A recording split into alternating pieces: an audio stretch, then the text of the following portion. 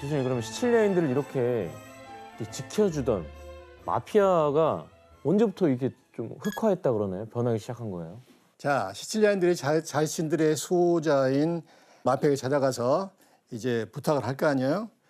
그럼 살해를 합니다. 그럴 거 아니에요. 그런데 이게 관례가 되다 보니까 오히려 폭력을 대행해주는, 심지어 살인을 대행해주는 일까지 맡게 됩니다. 청부살인 같은 거요? 그렇습니다. 그리고 보호비를 빌미로 돈을 갈취하는 형태로 변질되게 됩니다. 또 영화 대부 아시죠? 가파다. 네. 거기에 나오는 꼴레오네 패밀리처럼 가족 단위로 뭉치게 됩니다. 그래서 이즈음부터 자기 패밀리만의 이익을 추구하는 범죄 집단의 마피아로 변질되기 시작합니다. 그래서 이렇게 시칠리아 현장의 마피아가 범죄 조직으로 변화된 시점이 대략 1800년도 후반에서 1900년도 초반으로 예측되고 있습니다.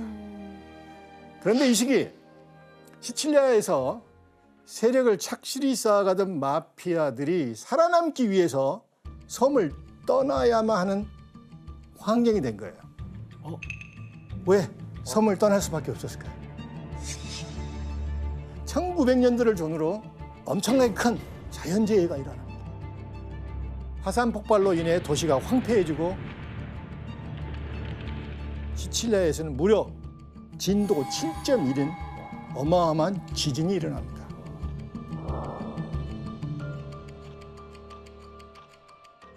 살기 힘들어집니다. 가난에 시달리게 됩니다. 살아남기 위해서 생로를 찾아야 되겠죠. 미국으로 가게 됩니다.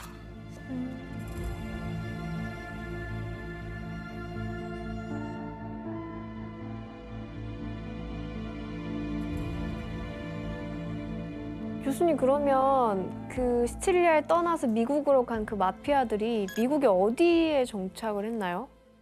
자, 우선 마피아들은 모든 유럽인들이 몰리는 이제 맨하튼, 뉴욕 쪽으로 가게 되죠.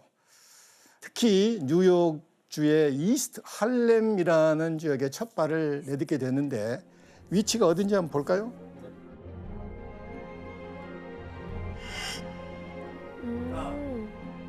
이스트 할렘에 이제 정착을 하게 됩니다. 저희가 알고 있는 그 할렘가의 그 할렘이에요?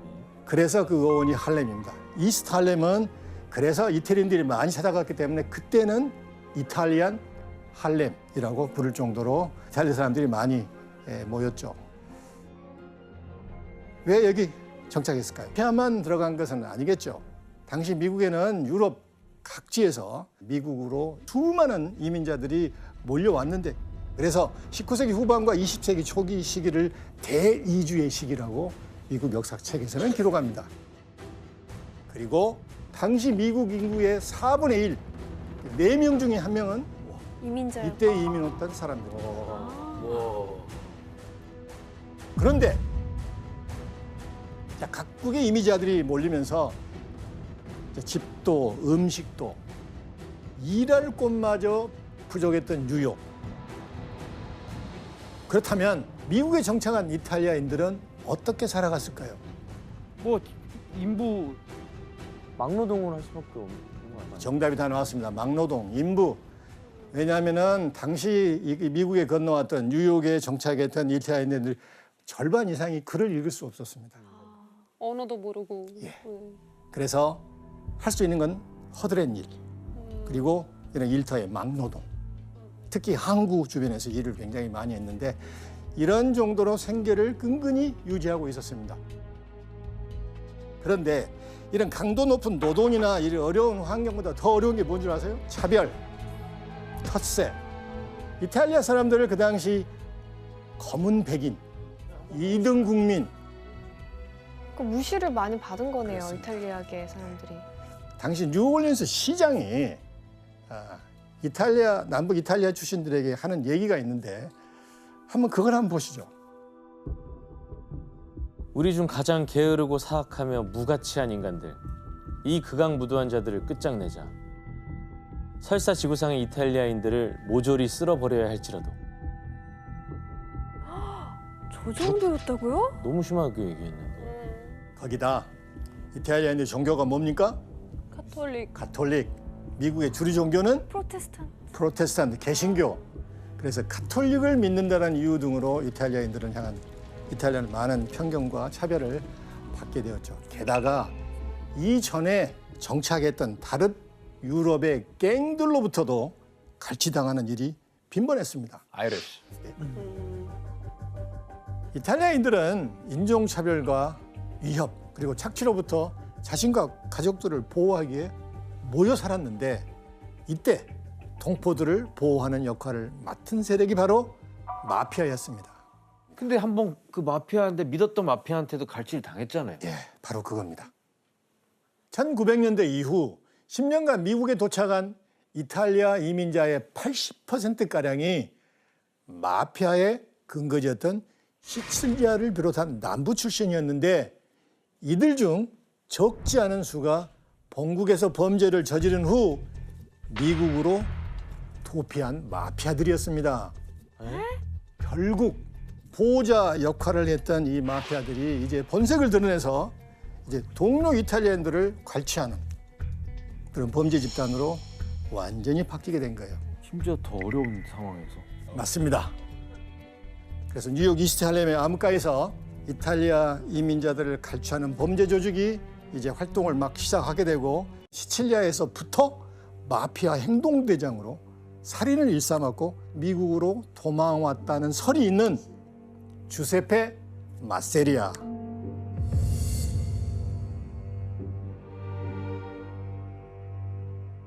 사실 마세리아는 세력이 약했던 마피아였습니다. 그런데 때마침 미국에서 이 법이 발효되며 패밀리를 키울 수 있었던 것이 그에게 엄청난 해군으로 작용했는데 술을 제조하고 판매하는 것을 금지하는 금주법이었습니다. 아, 금주법.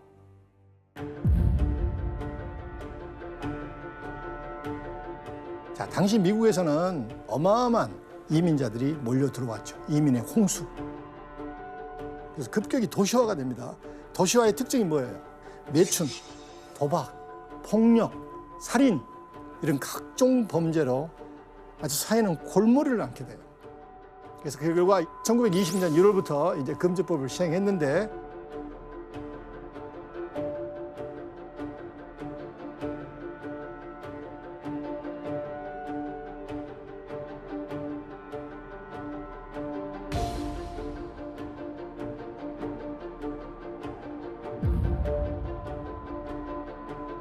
금주법은 아이러니하게도 아메리칸 마피아 제국을 엄청나게 키우게 되는 결정적인 계기를 제공합니다. 왜?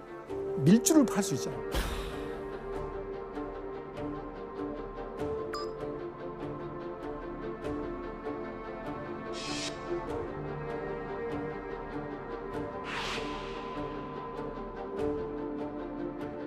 엄청난 수익을 챙겼고 이때 많이 벌었던 마피아들의 연간 수입이 5천만 달러 이상이었다고 하니까 마피아들에게는 엄청난 사업이 생긴 것이죠.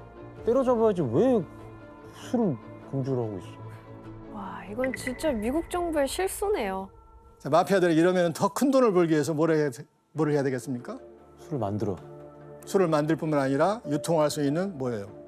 물류 창고를 만들어야 됩니다. 이 물류 창고를 뉴욕에서 총괄했던 사람이 마세리아예요. 아, 물류 창고 관리. 그래서 이제 뉴욕에서 정말 큰 손으로 마세리아가 금주법 때문에 급부상합니다. 1922년에 저 사람 진짜. 주세페 모렐로가 가석방으로 나오게 됩니다. 그 뒤로 마세리아의 고문 역할을 합니다. 자, 오른팔에 와, 잘 이거 기억해야 됩니다. 살벌하게 생겼어요. 찰스 루치아노.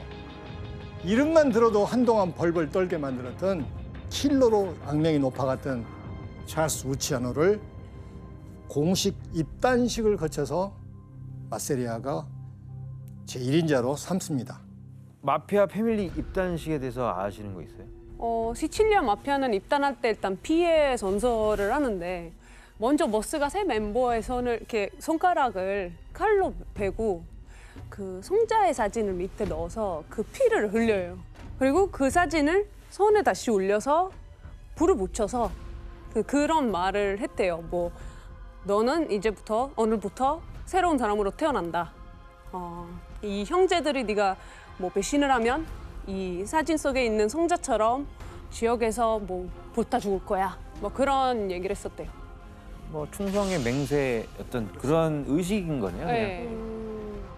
죽음의 세례 같다. 혈액이 약했던 마세리아는 그래서 이 두 사람을 등에 업고 이제 야망이 더 커졌을 거 아니에요.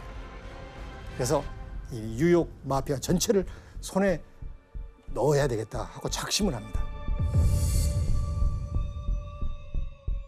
전국 마피아의 1인자가 되고 싶었던 마세리아 이 야망 때문에 뉴욕의 지하세계는 어떤 일이 있었을까요? 피바람이 불게 됩니다. 당시 마세리아는 이제 작은 조직이 이제 큰 조직에게 상납금을 바치잖아요. 그래서 이제 상납금을 요구합니다. 상납금을 웬만한 패밀리는 다 냈는데 유독 한 사람만 돈을 내지 않은 거예요. 한 사람이요? 와, 배짱 크다. 배짱이 컸죠. 자, 누구였는지 한번 사진을 볼까요? 이 인물은 당시 마세리아의 강력한 라이벌인 살바토레 마란자노입니다. 시칠리아에서 이제 온 사람인데 어렸을 때 신부가 되기를 원했어요. 신학교까지 갑니다. 신부요? 또 5개 국어를 할 수 있었어요. 엘리트였습니다. 굉장히 머리가 좋은 사업 순환이 탁월했습니다. 시칠리아 두목의 명을 받고 뉴욕 마피아를 평정하라 이 명을 받고 맨하탄으로 온 거예요. 마세리아 패밀리 대 마란자노 패밀리 이 두 뉴욕 마피아의 큰 손이 주도권을 가지고 6.25 충돌이 일어납니다. 이른바 카스텔라마레스 전쟁입니다. 전쟁의 서막을 올린 건 누구였을까요? 마란자노였습니다. 이 머리가 좋은 마란자노는 어떤 이 전략을 생각해냈을까요? 뭔가 데리고 와야겠다. 영입해야겠다. 루치아노를 꼬시려고 합니다. 루치아노를 이용할 계획을 세웁니다. 과연 어떤 제안을 했을까요? 루치아노에게. 만약에 날 도와서 마세리아 패밀리를 잡는다면 마세리아 패밀리의 보수자를 너한테 주겠다. 예, 정답입니다. 어. 제가 항상 느끼는 건데 우리 규현 씨는 정식 퀴즈 외에는 잘 맞춰요. 그런데 마피아 세계에서는 보스를 직접 죽인 사람은 결코 보스가 돼서는 안 됩니다. 이게 불문율이에요. 아, 그런 게 있구나. 그래서 그것까지 계산해서 오퍼를 냈는데 루치아노가 단칼에 NO 거절합니다. 그래서 결국 이 두 조직 간의 팽팽한 긴장감은 루치아노와의 미래의 실패로 이제 폭발하게 됩니다. 시작은 마란자노 패밀리에게 가한 마세리아의 공격이에요. 1830년 1년 내내 사람들이 조직원들이 죽어나갑니다. 그래서 마란자노의 조직원들이 변사체로 발견되고 몇 달 있다가 축군들이 또 발견됩니다. 이게 소강 상태에 있을 때 고문이었던 주세페 모렐로가 총에 맞고 죽게 되는 사건이 일어납니다. 모렐로가. 누가 죽였을까요? 마란자노 가족이 아닐까요? 루치아노의 해고록에 의하면은 루치아노가 죽습니다. 루치아노가 모렐로를요? 왜 그랬을까요? 카스텔라마레스의 전쟁 중에 초기에 이제 누가 승기를 잡습니까? 마세리아가 승기를 잡잖아요. 이 조직이 너무 크면 안 되겠거든. 마세리아의 힘을 죽이기 위해서 루치아노가 모렐로를 죽입니다. 어마어마한 사람이죠. 제가 볼 때는 루치아노가 마피아의 전통을 되게 안 좋아했어요. 그러니까 자기만의 그런 법하고 자기만의 그런 조직을 만들고 싶어 해가지고 이 기회를 삼아가지고 거기 점핑한 것 같죠. 예. 그래서 이런 혼란한 틈을 타서 이제 루치아노는 마세리아 패밀리를 차지할 계획을 세운데 은밀히 루치아노가 마란자노에게 접근해서 내가 마세리아 보스를 끌어내서 처리하겠소. 대신 성공하면은 마세리아 패밀리를 내게 주고 간섭하지 마. 이 조건을 내걸고 운명의 나를 잡습니다. 저렇게 적이랑 내통을 했구나. 1931년 4월 이 브루클린의 어느 이탈리아 레스토랑으로 초대를 합니다.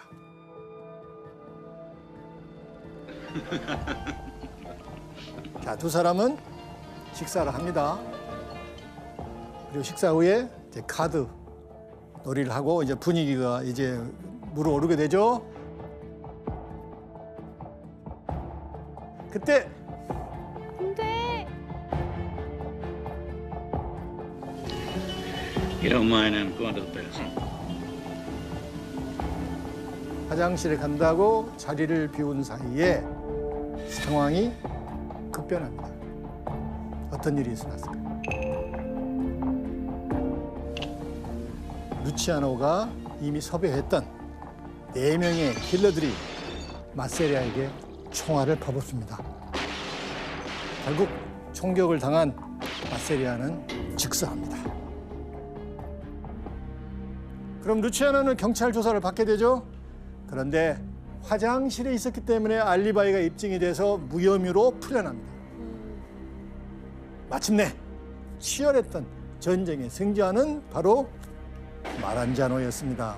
그러면 이 전쟁 이후에 마피아 세계는 마란자노가 평정을 하나요? 자, 배신과 음모, 피로 원륙진 전쟁이 끝나자 마란자노는 시칠리아 마피아들을 다 불러놓고 평화를 선포합니다. 그리고 앞으로 뉴욕 암흑가를 다스릴 5개의 시칠리아 마피아 패밀리를 정하는데 조직도를 한번 볼까요?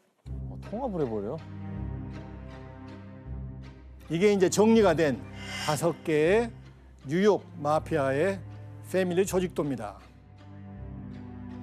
이 모임을 코사 노스트라라고 불렀습니다. 마란자노는 보스 오브 더 보스, 보스 중에 보스가 되고 다른 보스들로부터 상납을 받고 이제 1인자가 됩니다. 그리고 보스들이 따라야 할 5가지 계율을 정하는데 규현 씨가 한번 읽어줄래요? 첫 번째, 시칠리아의 오랜 전통인 오메르타, 즉 침묵의 맹세를 어긴 자에게 내려지는 벌은 재판 없는 즉각 처형이다. 두 번째, 조직은 보스, 언더보스, 카포, 솔저로 각 등급을 나누고 윗사람에게 절대 복종한다. 세 번째, 어떤 일이 있어도 같은 코사 노스트라의 회원을 죽여서는 안 된다. 네 번째, 동료가 하는 일은 방해하지 않고 동료의 부인을 넘보지 말아야 한다. 다섯 번째, 이제까지 있었던 일은 모두 잊고 더 이상의 복수를 저지르지 말라. 이제 마란자노는 조직이 더 강해지려면 체계적인 조직 질서가 필요하다고 생각을 한 것입니다. 그래서 아마도 마란자노에게 가장 중요한 게 두 번째입니다. 조직의 계급을 세우고 계율을 철저하게 지킬 것을 다른 보스들과 함께 교리를 다진 거예요. 아, 보스와 언더보스 이렇게. 자, 조직도를 한번 볼까요? 제일 위에 보스도 있죠. 이 언더보스는 2인자, 국지간 명령을 받아서 집행하는 사람들. 언더보스 밑에 누가 있습니까? 카포, 실질적으로 행동을 하는 행동대장이에요. 그럼 카포는 혼자 못 하잖아요. 그 밑에 솔저, 조직원이 있는 거예요. 이 시스템이 사실상 이후 마피아의 거의 모든 마피아들이 따랐던 조직 체계입니다. 그래서 규율이랑 조직도까지가 완성이 됐으면 1인자, 최고 보스, 마란자노는 저 권력이 저 엄청나졌겠네요. 그런데 더 확실한 위치를 갖기 위해서는 뭘 해야 되겠어요? 숙청. 정리를 해야 됩니다. 누가 가장 마음에 걸렸을까요? 루치아노. 루치아노. 그래서 이 루치아노를 이게 어떻게 이렇게 정리를 할 필요가 있지 않겠나 하고 생각하던 차에 또 루치아노가 또 머리가 보통이 아니죠.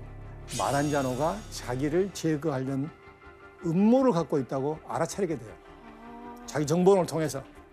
그래서 루치아노가 철저하게 치밀하게 암살 계획을 세웁니다. 마란자노의 사무실에 들어가서 죽이기로.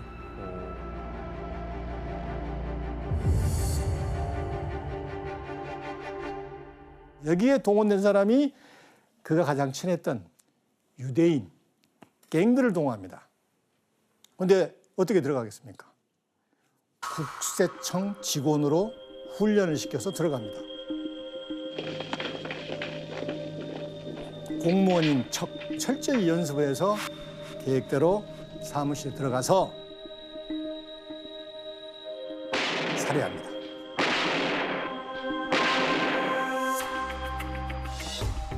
오, 잔인해. 어쨌든 그러면 루치아노가 이 패밀리 조직도 아예 통으로 다 인수받나요? 그러게 됩니다. 그래서 마세리아부터 마란자노까지 배신과 복수를 거듭하면서 패권을 잡은 루치아노가 이래서 드디어 뉴욕 마피아계를 장악을 합니다. 보스가 된 그는 1931년 마피아 위원회를 만듭니다.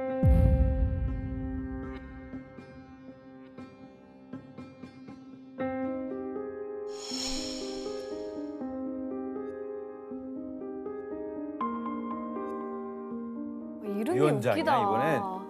보스라고 안 하네요. 위원회. 이게 전설적인 마피아 커미션의 조직도입니다. 자, 조세 프로파치, 망가노, 보나노, 갈리아노, 마가디노. 물론 위원장은 루치아노죠.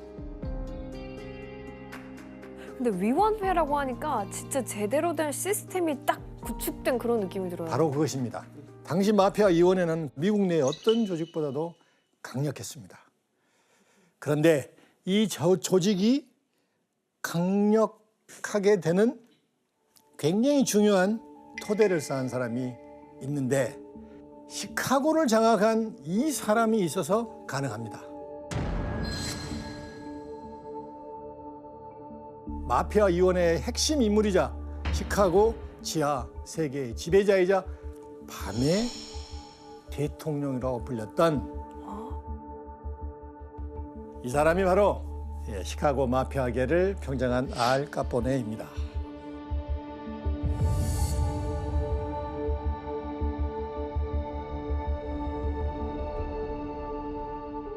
너무 유명한 사람. 워낙 너무 유명하죠?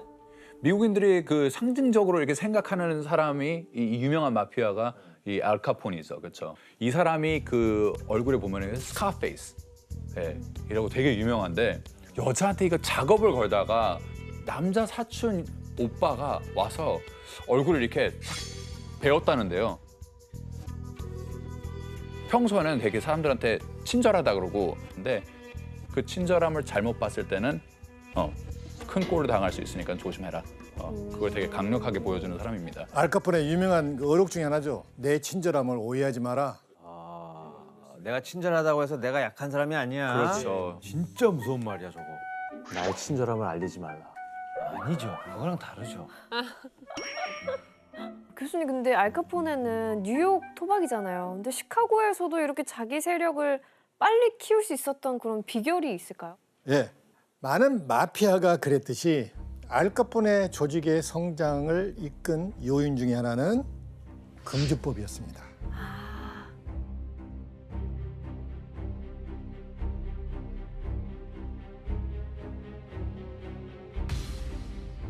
특히 시카고는 운하, 철도를 통해서 미국의 동서 그리고 서부와 북부를 또 남부를 연결하는 거점 도시였습니다. 알 카포네는 이런 교통망이 밀주 사업에 유리하다는 것을 알아차린 거예요. 그래서 다른 뉴욕과 클리브랜드, 밀워키 다른 마피아들과 연계해서 밀주 사업을 확장해 나갔습니다. 그 알카포네도 금주법의 엄청난 수혜자였네요. 그렇습니다. 네. 1927년 총 수익을 보니까 이 알 카포네가 1억 달러를 봅니다. 이것으로 기네스북에 오릅니다. 그 당시 그런데 이제 그를 견제하는 세력이 있을 거 아니에요. 그 중에 하나가 아일랜드계 마피아입니다. 그리고 이때 미국 전역에 알 카포네의 존재와 마피아의 잔혹성을 만천하에 알리게 되는 유명한 성 발렌타인데이 학살 사건을 이제 일으키죠.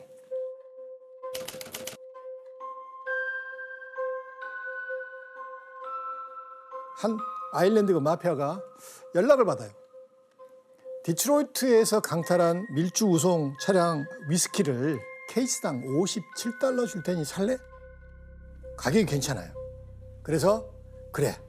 그래서 다음 날 거래를 하기로 약속을 합니다. 다음 날이 2월 14일이죠. 발렌타인데이입니다.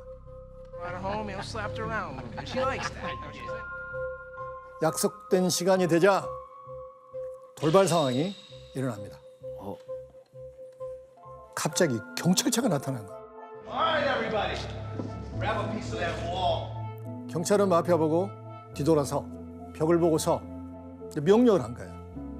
그런데 이때 총을 든 3명이 나타나서 무차별 총격을 가합니다.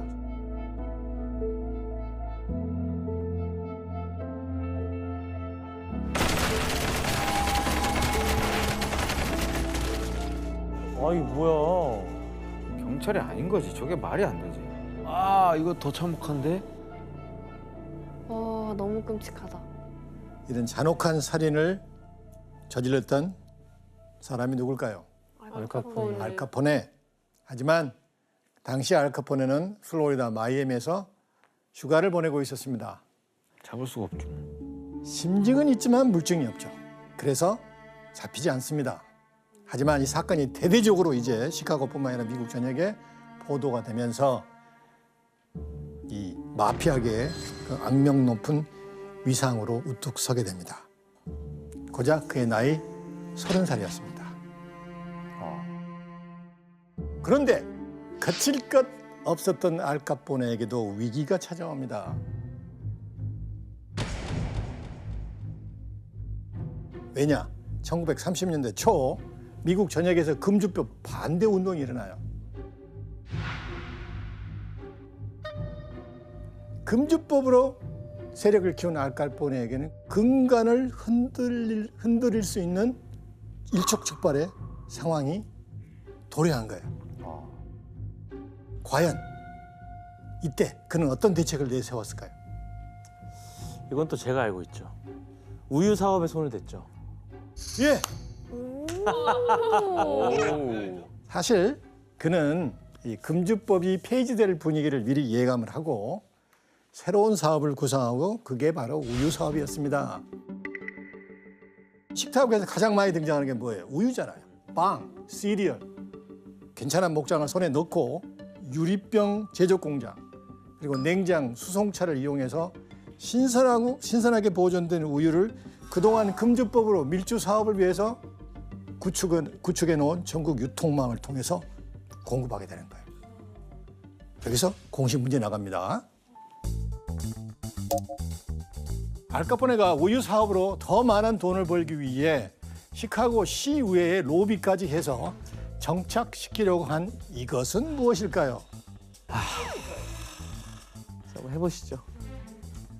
일단 아니, 진짜 알아요? 그럼요. 일단 앞에 재밌는 오답 좀 몇 개 얘기하시고 그럼 제가 그 네가 뭔데 그럼 니도 그래야 돼요. 정답. pasteurized 우유를 팔게 하더라고. 살균 처리된 앤더슨 씨 오답. 오케이. 좋은 생각이긴 한데 정답. 혜성 씨.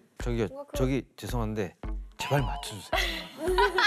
얘 이러고 끝나게. 맞춰볼게요. 나 맞춰볼게요. 얘 이러고 끝나게 제발 맞춰주세요. 한번 해볼게요. 라벨에 유통기한을 그거 정답인지 아닌지 규현 씨가 한번 여기서 여쭤보세요. 혜성 씨 정답입니다. 정답입니다. 아쉽네. 유통기한. 오.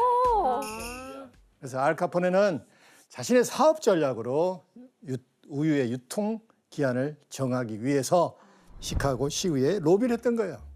당시 우유 배달은 아무래도 마차라든지 손수레 이런 동물들을 끌고 왔기 때문에 운반 속도가 느렸겠죠. 그래서 어떨 때는 도착할 때 이미 상했어요. 그런데 왜 알카포네가 유리할까요? 벌써 그 유통 유통망을 사업이 다 있으니까. 가지고 있어요. 네. 가지고 있었잖아요. 그래서 신선한 질이 좋은 우유를 빨리 쉽게 유통을 할 수 있었기 때문에 유통 기한을 이제 시위에서 통과를 시키면은 이것은 알카포네에게 대박이죠. 아 진짜 똑똑하네. 그래서 사실 유통기한이 처음 생긴 게 알카포네의 이게 로비 때문에만은 생긴 것은 아닙니다. 하지만 유통기한 제도가 이 마피아 알카포네를 통해서 어느 정도 구축이 됐다는 것은 맞습니다.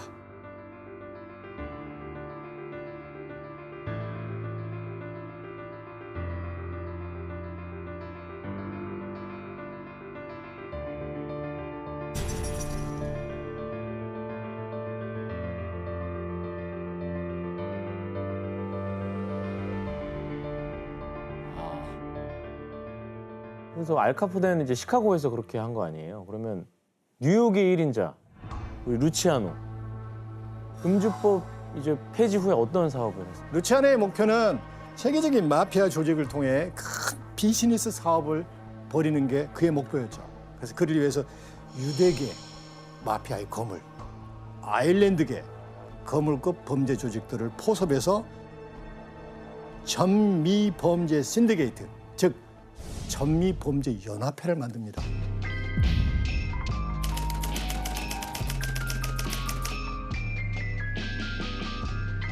루치아노는 이를 바탕으로 이 마약, 매춘, 도박장 운영, 할리우드 영화업계 갈취, 그리고 심지어 이 치즈 사업까지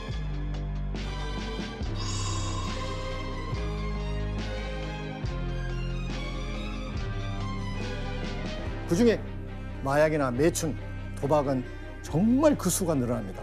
그래서 사회 악으로 작용을 합니다. 그런데 루치아노가 돌연 교도소에 수감되는 사건이 발생합니다. 수감이 돼요? 예.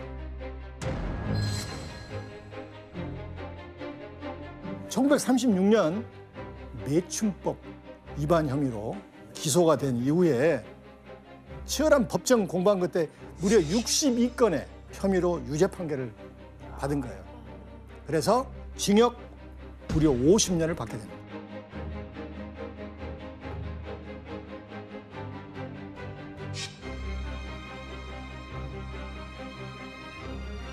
아 끝났네. 그래서 뉴욕 교도소로 투옥됩니다. 자, 그렇다면 이제 루치아노도 결국 이제 1인자 자리에서 물러났을까요? 물러나야죠. 설마 풀려나나? 아, 놀랍게도 1인자의 자리는 변화가 전혀 없었습니다. 오히려 그의 영향력이 커졌어요. 그래서 여기서 정식 문제 나갑니다. 루치아노가 감옥에 투입된 후에도 마피아 조직을 장악할 수 있었던 이유는 그가 만든 멋멋 주식회사 때문이었는데요. 무엇일까요? 주식회사? 너무 어려운데? 주식회사. 마피아의 본질을 생각하면 쉽게 나와요. 본질? 마피아 생각하면 어떤? 지원 씨, 정답 의리. 의리? 지원 씨, 오답. 지금 의리란 단어 제가 한 번도 한 적이 없습니다. 앤더슨 씨, 갈치. 갈취? 예. 앤더슨 씨 오답. 이것보다 더 악랄한 아 정답. 지원 씨, 밀주. 지원 씨 오답. 너무 크게 하는 거 누구야? 여기 누가 방청객이 있나? 아니 근데 더 심한 거면은 정답. 규현 씨, 근데 그런 주식회사가 어디죠? 살인 주식회사는 아닐. 규현 씨 정답. 규현 씨 정답. 뭐야? 아니, 야, 설마 했다, 진짜. 루치아노가 감옥에 투옥된 후에도 1인자로 군림할 수 있었던 그 이유는 그가 살인 주식회사를 만들었기 때문입니다. 뭐였는데요? 살인을 대신 해주는 그런 거예요?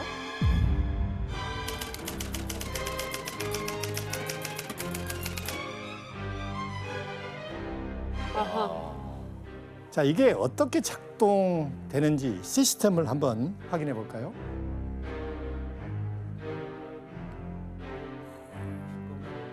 보통 살인은 4명이 일개조로 살인 주식회사. 진행이 됩니다. 그렇게 체계적이라고요? 자, 말 그대로 핑거맨은 뭐예요? 핑거. 가르치는 타겟을 정하고 계획을 세우고 히트맨은 뭘까요? 말 그대로 죽이는 사람. 죽이는 사람. 행동으로 옮기는 죽이는 사람. 휠맨은 운전하는 자동차. 사람? 휠맨. 예. 운송 담당. 이베포레이터는 사건 수습반. 깨끗이 증거 인멸, 대박. 뒤처리반.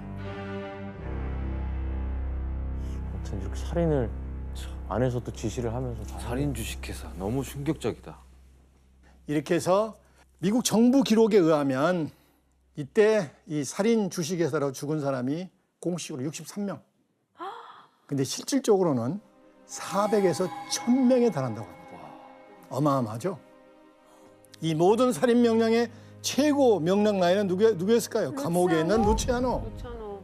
그는 감옥에 들어간 후에도 지령을 전달해서 마피아 조직을 주무르고 있었던 거예요. 와, 루치아노 진짜 대단하다. 그런데 감옥에 간 루치아노는 50년형을 채우지 않고 나오게 됩니다. 왜? 그가 감옥에 나올 수 있도록 기회를 준 건 바로 미국 정부였습니다. 정부에서요?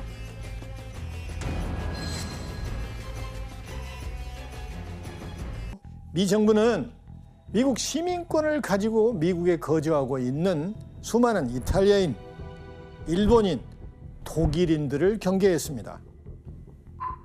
그러던 1942년 뉴욕 맨하탄 항구에서 병력 수송선으로 개조를 하고 있었던 노르망드호라는 여객선이 불에 타서 전복되는 사고가 발생합니다.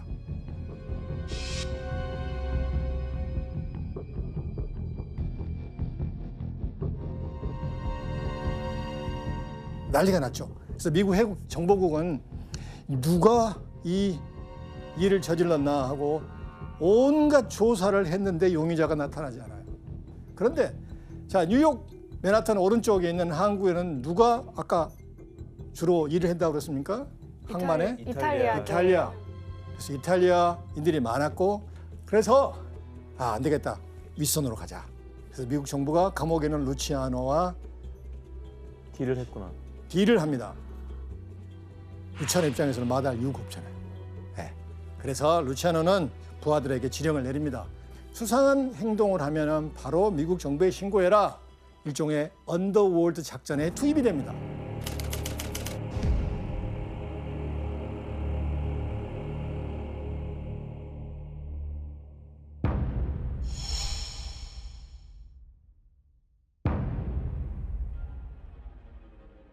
와, 2차 세계대전 때도 미군을 도왔던 거네요. 그렇습니다. 그러면 미국 정부와 이 루치아노가 협력했던 일이 또 있나요, 혹시? 일단 제2차 세계대전 중에 미국이 이제 유럽에 상륙하기 위해서 지중해 가운데 있는 시칠리아를 이제 침공하려고 했었어요.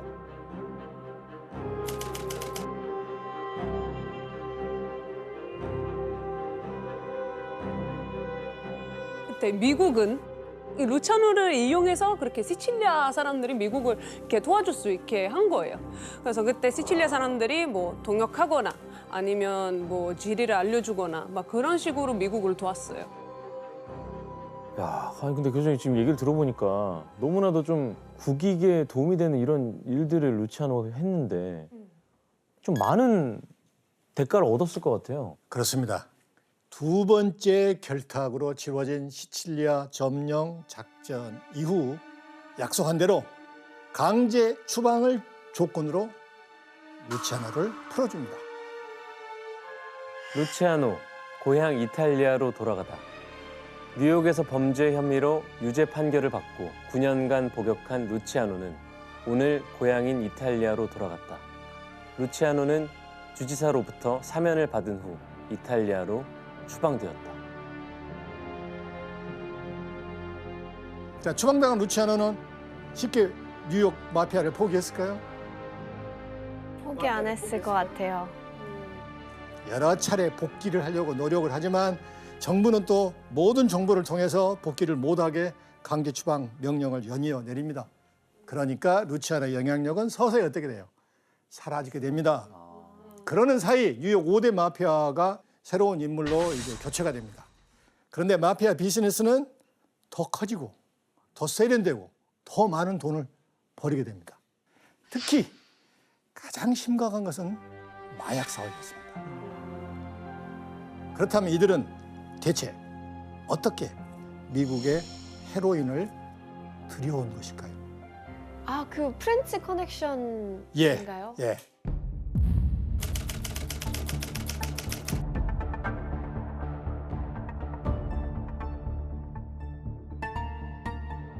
프랑스 식민지였던 동남아시아와 터키의 양귀비 등이 프랑스의 마르세유에서 순도 높은 헤로인으로 정제돼 미국으로 유통됩니다. 당시 마르세유 마약은 코르시카 갱들이 장악하고 있었는데 코르시카는 지리적으로 시칠리아와 아주 가까웠습니다. 그러니까 이탈리아랑 뭔가 이렇게 예, 가운데 있는 예, 그런 예. 섬. 그래서 미국으로 건너왔고 뉴욕뿐만 아니라 시카고, 디트로이트, 클리블랜드, 미로키 이런 쪽에 헤로인을 유통시킨 거예요. 이게 일명 프렌치 커넥션이라고 합니다. 규모가 어마어마했습니다. 1951년부터 대략 1973년까지 미국 헤로인 소비량의 80%를 이 프렌치 커넥션이 장악을 했습니다.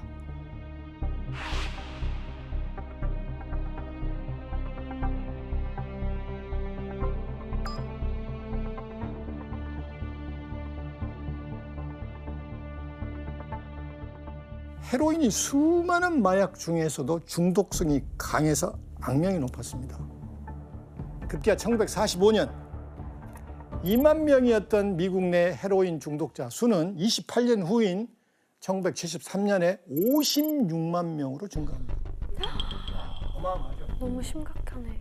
근데 문제는 심지어 헤로인을 흡입하는 이 당사자뿐만 아니라 신생아에게까지도 중독을 낳게 되는 악순환을 낳게 돼요. 신생아가 중독이 된다고요? 와, 너무 끔찍하다. 헤로인의 중독성 이게 문제입니다. 그렇지. 제정신이 아닌 거지.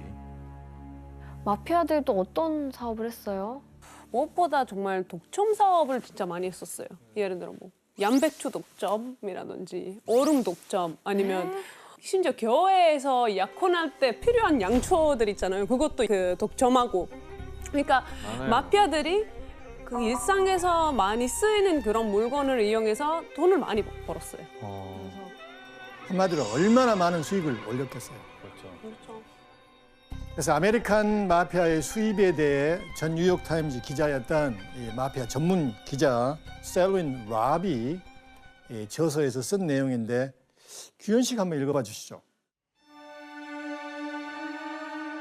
1960년대 20여 개 미국 마피아 패밀리의 범죄 수익은 연간 70억 달러를 넘어섰으며 이는 당시 미국 10대 대기업의 수익을 합친 것과 거의 비슷하다. 현재 한화 우리 돈으로 환산해 보면 90조. 90조요? 90조. 정말 어마어마합니다.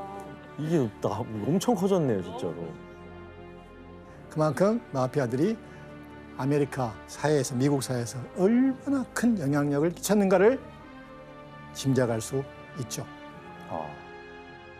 미국 사회에서 마피아의 영향력이 점점 커지고 가고 있을 그때 거대한 범죄 조직이라는 것을 각인시키는 유명한 사건이 발생합니다.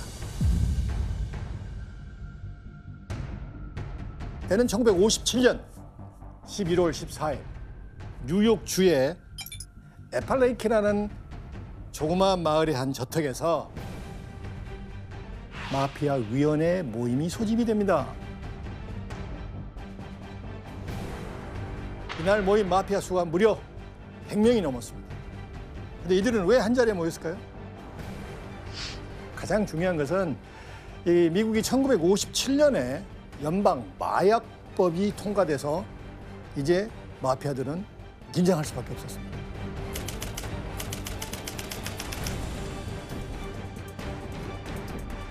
마약 사업으로 수십억 달러를 벌고 있었던 이게 뉴욕 마피아 당황할 거 아니에요. 그래서 논의가 필요합니다. 그런데 회의가 시작되기도 전에 회의장은 아수라장이가 됩니다. 왜죠? 경찰이 급습합니다. 아,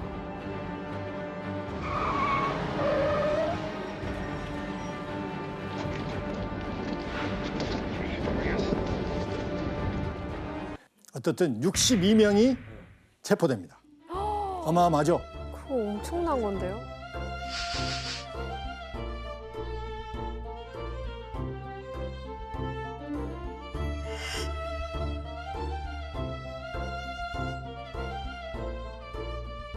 열여덟 명은 살인 혐의, 15명은 마약 혐의, 23명은 불법 무기 소지 혐의 체포된 것입니다.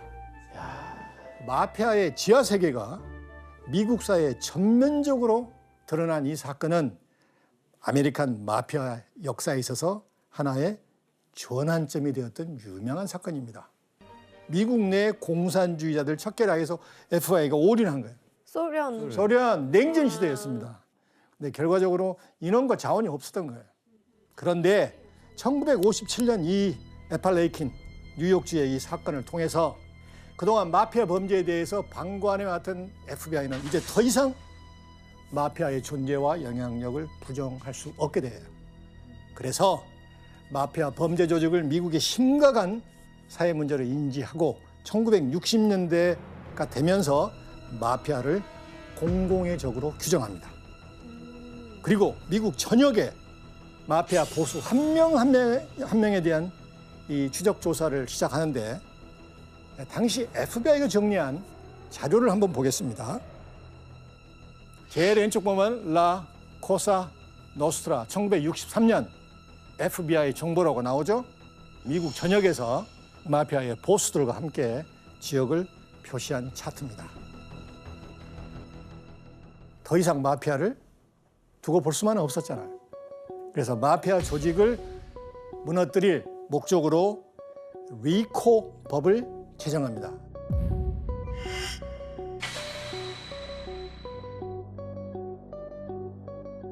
리코법의 가장 큰 특징은 말단 조직원이 범죄를 저지르고 이게 발각이 됐을 때 이제 명령을 내린 윗사람까지 주범으로 기소할 수 있다는 거예요.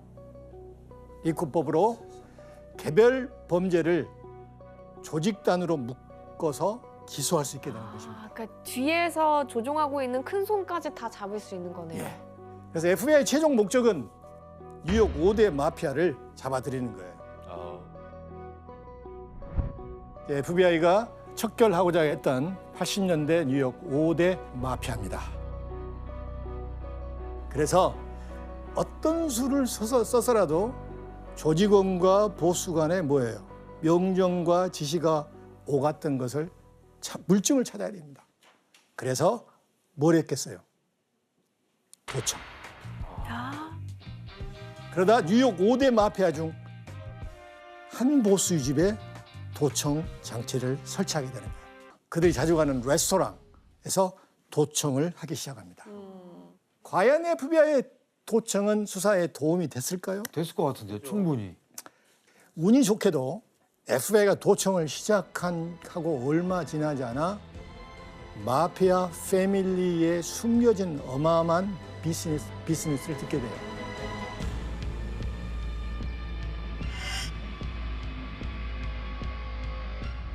A strong union makes money for everybody, including the wise guys.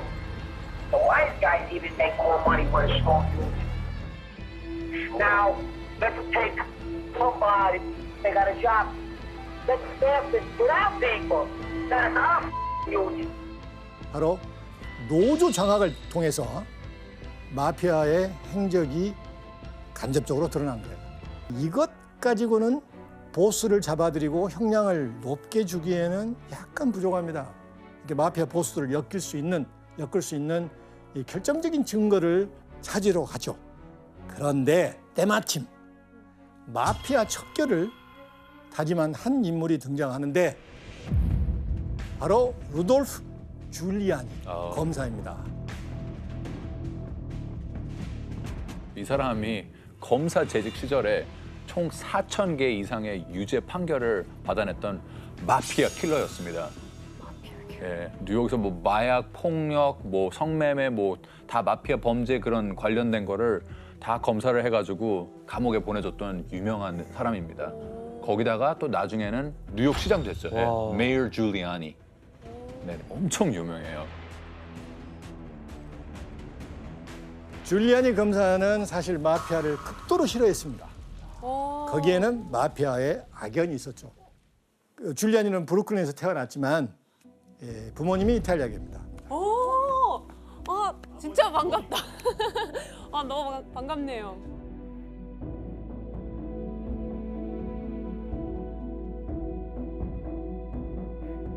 그런데 마피아에게 당했죠. 아이고. 항상 수익금의 30%를 내게 만듭니다.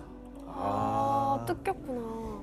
이제 그걸 봐왔던 줄리아니는 이제 뉴욕 대학의 법대를 가서 우와. 이제 마피아 척결을 내걸고 검사직을 한 거예요. 야. 와. 와, 너무 멋있는 것 같아요. 1983년 6월에 뉴욕의 연방지검장으로 부임됩니다. 최우선 과제 뭐였을까요? 뉴욕 5대 마피아를 뿌리를 뽑겠다. 그러기 위해서는 보스를 잡아들여야 되겠다. 우와. And those groups that lived off Italian American immigrants and took what few dollars they made. And since then, the mafia at its height was only a very small, minuscule proportion of the Italian Americans in the United States. And I would see it as a very, very fine day for Italian Americans if we could rid ourselves of it in reality and there'd no longer be a mafia. And then prejudiced people would have nothing to pick on. Probably they'd find something else, but at least that one would be gone. 자, 그런데 줄리아니 검사는 이제 부임하고 얼마 후 든든한 아군을 얻게 되는데 과연 누구였을까요? 가장 큰 아군은 누굽니까? 미국 정치에서 대통령? 대통령 바로 로널드 레이건.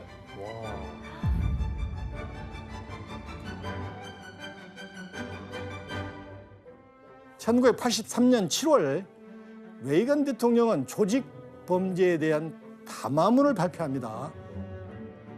The power of these syndicates infects every part of our society. And the time has come for all of us to assist in the fight to break the power of the mob in America. Its final goal is the removal of a blot on American history that has lasted nearly 100 years. 드디어 좀 제대로 한번 뿌리 뽑아 보나? 그래서 담화문에서 이게 확인되듯이 이제 레이건의 태도는 굉장히 간절했습니다. 그래서 줄리아니 검사의 마피아 소탕 작전에 무게를 실어줍니다. 그래서 줄리아니에게는 어마어마한 구원 원군을 얻은 것이죠.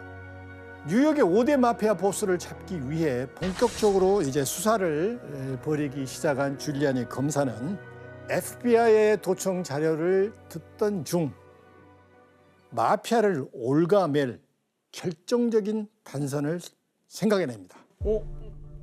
마피아 보스 5명은 전부 뭐예요? 마피아 커미션, 위원회에 소속되어 있는 거예요. 그래서 마피아 사업의 모든 결정력은 위원회가 가지고 있다는 걸 알게 되는 거예요.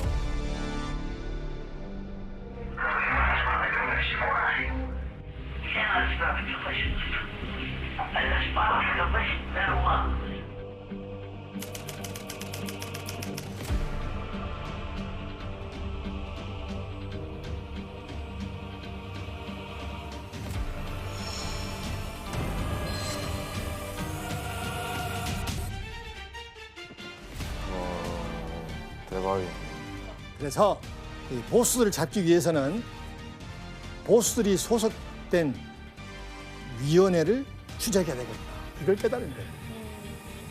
그리고 줄리아니 검사는 또 한 가지 엄청난 사실을 발견하게 됩니다.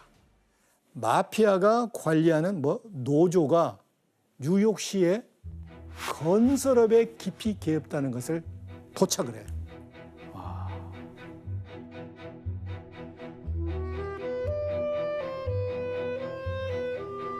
마피아들은 이미 장악한 노동조합을 통해서 건설 현장에 공사를 진행할 수도 있고 멈출 수도 있고 예를 들어 마피아 보스가 시공업자가 마음에 안 들어요.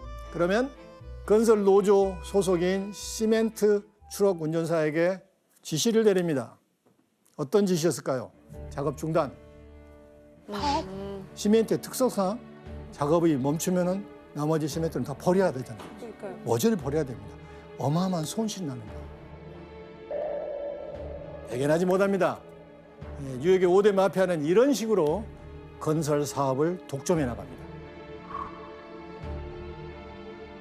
뉴욕 마피아 패밀리들이 건축, 건설업까지 장악하고 있다는 것을 표현하고 있습니다. 이들의 행포는 점점 심각해졌는데 급기야 뉴욕에서 200만 달러 이상의 시멘트 공사는 마피아가 선정한 8개 회사만이 입찰에 참여할 수 있었습니다. 이 회사들을 가리켜 콘크리트 클럽이라고 불렀습니다. 이 콘크리트 클럽에 가입한 8개 회사는 마피아로부터 입찰에 참여할 수 있는 특권을 받고 그 대가로 5대 마피아에게 계약금의 2%를 상납을 한 거예요. 이는 미국 법상 갈취에 해당하는 중범죄입니다. 갈취 정도면 마피아 위원회 전체를 검거할 정도 아닌가요? 네, 이 정도면 이제 검거를 할 수 있지만은 미국의 사법 체계는 배심원이 중요하죠. 배심원은 민간인들이잖아요. 네. 그래서 배심원들의 마음은 흘릴 수 있는 야, 이 마피아들 정말 악질이구나. 그래서 강력한 한 방이 필요합니다. 뭐 살인 살인 사건 바로 그것입니다. 예. 어떻게 찾죠? 자, 수많은 사건들을 파헤친 끝에 드디어 위원회가 살인 사건의 배후라는 확신할 만한 사건이 수면 위로 떠오릅니다. 한때 미국을 떠들썩하게 했던 갈란테 살인 사건입니다. 이 사건은 과거에 일어났던 미제 사건입니다.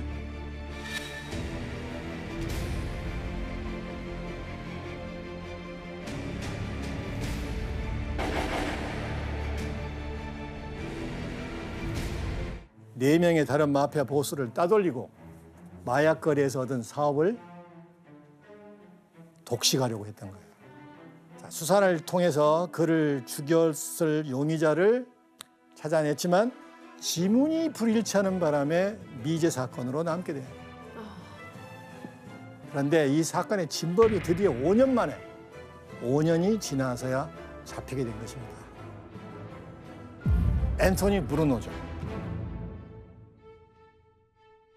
자, 미제로 남을 뻔했던 이 갈란테 사건이 풀린 이유는 이게 경찰이 이 브루노의 지문을 확보하고 있었는데 근데 가만히 보니까 이게 손가락 지문이 아니고 손바닥 지문이었어요. 그래서 브루노를 수소문해서 어떻게든지 손바닥 지문을 채취하고 맞춰보니까 일치되는 거예요. 지문이 맞아 떨어집니다. 이게 근데 살인 교사를 위원회가 했다라는 직접적인 증거가 없지 않았나요? 아니 그 지문이 나왔는데 그래도 그때 살인 사건이 일어났던 날 입수했던 한 클럽의 녹화 테이프에서 수상한 점을 발견합니다. 갈란테가 살해되고 30분 후에 범인과 용의자가 몇몇 사람들이 한 클럽에 나타나서 활기차게 웃고 껴안고 그중에 또 마피아 5대 마피아 보스 중에 한 명이 포함이 됐습니다. 그래서 FBI는 이게 범행 이후에 축하하는 자리구나. 그래서 위원회가 살인을 조사했다고 정황상 증거로 이것을 내놓게 되는 거예요. 드디어 1985년 2월 25일 리코법에 따라 마피아 보스와 언더보스 9명이 기소됩니다.